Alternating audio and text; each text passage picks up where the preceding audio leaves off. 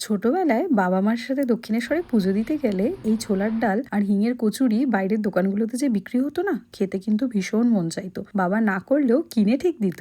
এখন গেলেও সেই স্বাদও আর পাওয়া যায় না, আর খাওয়াও হয় না। আজকে বাড়িতে বানিয়েছিলাম খোসা শুদ্ধ আলু দিয়ে এই ছোলার ডালটা। রাতে ভিজিয়ে রাখা ছোলার ডাল আর ছোট করে কাটা আলুগুলো নুন আর হলুদ দিয়ে প্রেসার কুকারে 90% মতন সেদ্ধ করে নিয়েছি। কড়াইয়ে সর্ষের তেল গরম করে দুটো শুকনো লঙ্কা, পাঁচফোড়ন আর হিং ফোড়নে দিয়ে এরপর দিয়ে দেবো আদা বাটা, হলুদ গুঁড়ো, জিরের গুঁড়ো, লঙ্কার গুঁড়ো, খুব অল্প পরিমাণ চাট মশলা আর আমচুর পাউডার অল্প পরিমাণ, আর কাশ্মীরি লঙ্কার গুঁড়ো দিয়ে ভালো করে মশলাটা কষিয়ে নেব। কষিয়ে তেল ছেড়ে এলে সেদ্ধ করে রাখা ডাল আর আলুটা একসাথে দিয়ে ভালো করে মিশিয়ে নেব। এবার স্বাদ মতো নুন, ভাজা মশলা আর অল্প পরিমাণ চিনি দেব। চিনিটা চাইলে স্কিপ করতে পারো, আমার মিষ্টি মিষ্টি তরকারিটা খুব ভালো লাগে তাই একটু চিনি দিয়েছি। ব্যাস, ঢাকা চাপা দিয়ে একটু ঘন হয়ে আসলেই রেডি আমাদের গরম গরম ছোলার ডাল। আর এটার সাথে আমি আজকে সার্ভ করেছি ডালপুরি। এই ডালপুরির রেসিপিটা আমি পরবর্তী ভিডিওতে আপলোড করে দেবো। কারা কারা এখনো দক্ষিণেশ্বর গেলে সেই হিঙের কচুরি আর ছোলার ডাল খাও, সেটা কিন্তু আমাকে কমেন্টে জানিও।